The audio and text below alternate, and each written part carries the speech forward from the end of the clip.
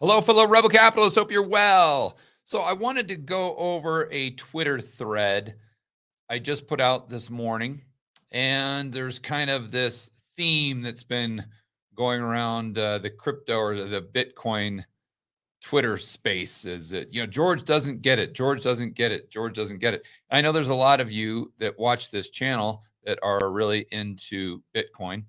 So I think it would be valuable for all of us, really, whether we're Austrians, whether we associate with that school of thought, or maybe you consider yourself a gold bug, or you'd consider yourself a Bitcoin maximalist or something like that. I think there's something valuable we can all learn from this thread. So let me get into it, but just understand that this is on the backdrop of the Bitcoin community as a whole, obviously not all of them, but as a whole saying, well, George doesn't get it. And a lot of the kind of Bitcoin gurus, I think, have said this as well.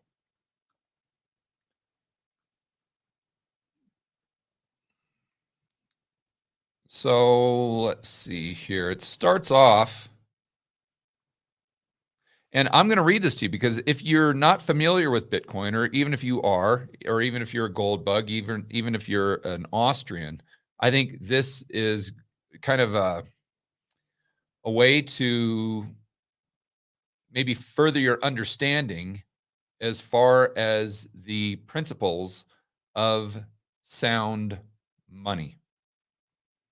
And let me go ahead and read this to you, and then I'll give you some conclusions here at the end. So let me attempt to articulate the view of most Bitcoin maxis.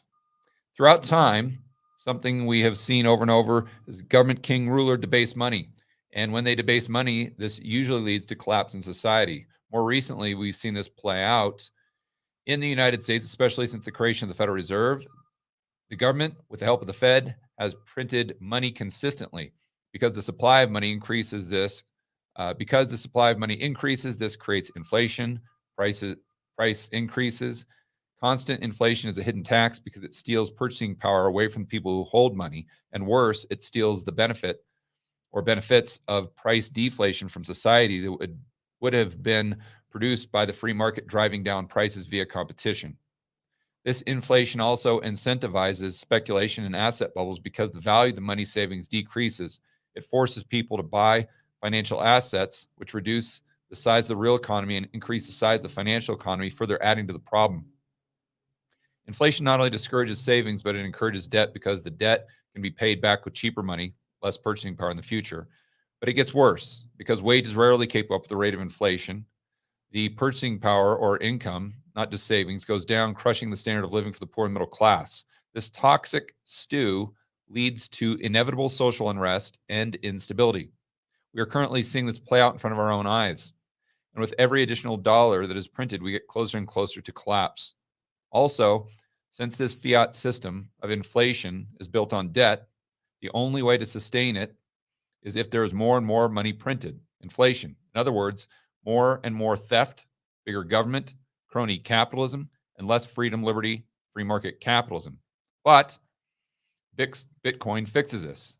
Or you can just go ahead and insert that with gold or sound money. Bitcoin provides base money that can't be manipulated by governments, meaning money can no longer be printed. There's a fixed amount of 21 million, which is impossible to increase. If this base money is impossible to increase, it will eradicate the root cause of all the problems mentioned above, and society will reap the benefits. These benefits include, but are not limited to, the following, which is basically the inverse of the issues created by money printing and inflation to begin with. Number one, 100% productivity gains enjoyed by society because the percentage lost by fiat system is eliminated. Money, savings, always increase in value. Little to no speculation because people's savings would appreciate at such rate, speculative risk reward wouldn't make sense. Little to no debt because aggregate increase in society's purchasing power, things people use to buy, things people use debt to buy, such as houses, would dramatically come down in price because the lack of need to speculate, and maybe more so because no one would want to take on debt, knowing they'll have to pay it back with appreciated money.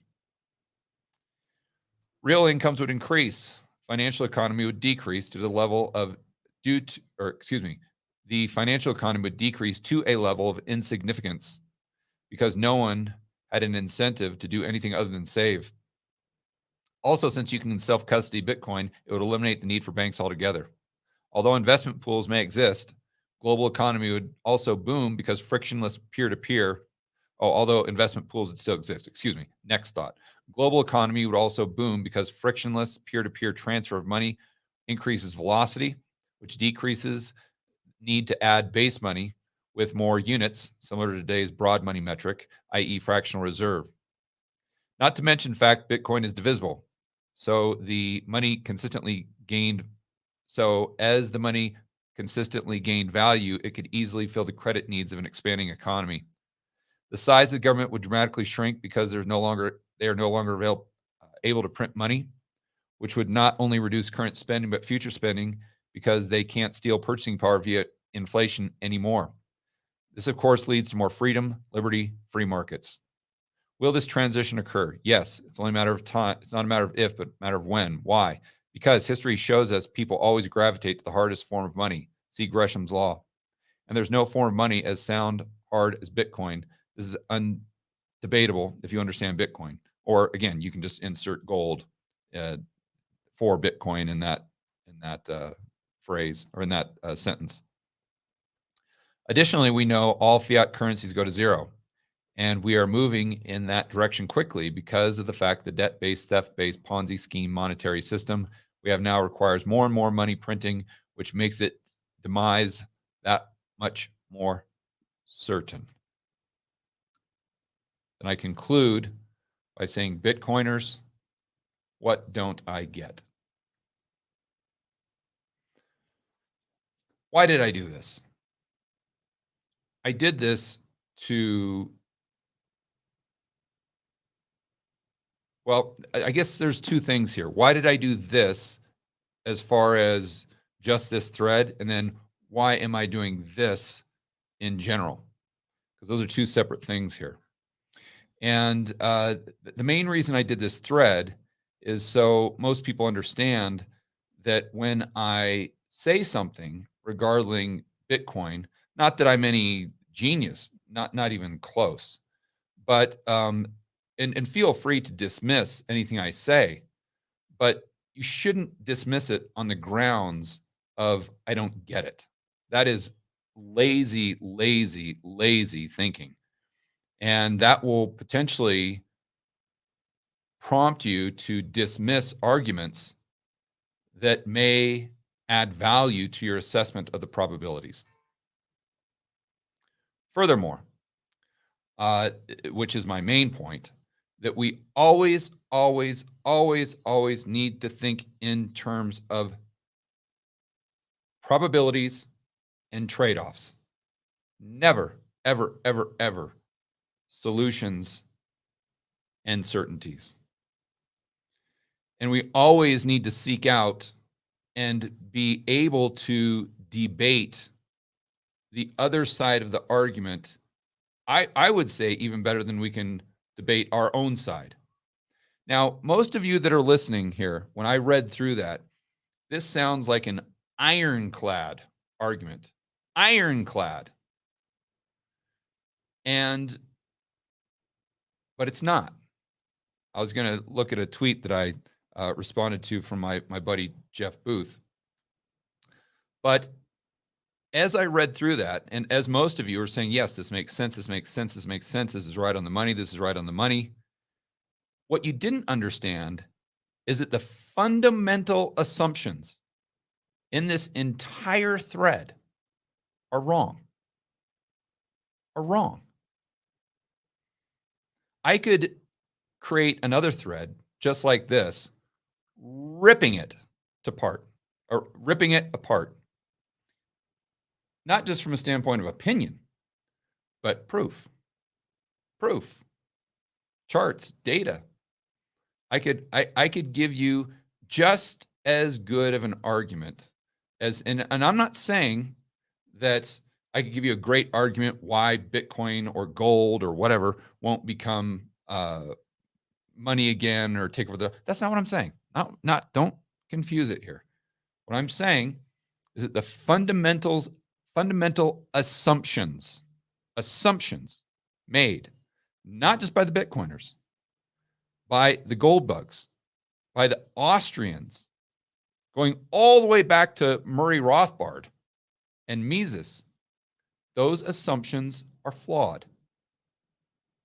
Now, they may have been accurate back in the 1800s, but especially the way the system has worked since 1950, those assumptions are completely flawed. So what they're doing here, this group, is they're trying to solve a problem over here. But they don't realize, because their fundamental assumptions are incorrect, that the problem is actually way over here. Way over here. In a total blind spot, right? So again, the message and why I'm doing this to everyone in the community, something I constantly remind myself, is that you've got to be able to argue the other side just as well, if not better, than you can argue your own side. Number one. And then you could sit there and say, well, George, well, how do you know you're not wrong? And how do you know you're not the one at the blind spot? Because I'm not the one that is speaking in terms of solutions and certainties. I'm the one that is speaking in terms of trade-offs, and probably even more importantly, probabilities. And if you ever find yourself, no matter how committed you are to an idea, to an asset, to a monetary system, you always have to check yourself, look yourself in the mirror, and say, am I seeing this through the framework of probabilities and trade-offs, or am I seeing this through the framework of solutions and certainties? And this not only holds true with your views on investing, the economy, monetary system, etc. Definitely has everything to do with your political views as well. Pretty much life. I would suggest that you should argue through that lens. Again, just to reiterate one more time, 3 things. Can I argue the other side just as well as I can argue my side? Am I looking at this in terms of probabilities? Never, ever, ever certainties. And am I looking at this as though it's a solution? Or am I considering the fact that we only have trade-offs, and therefore I've got to do a cost-benefit analysis?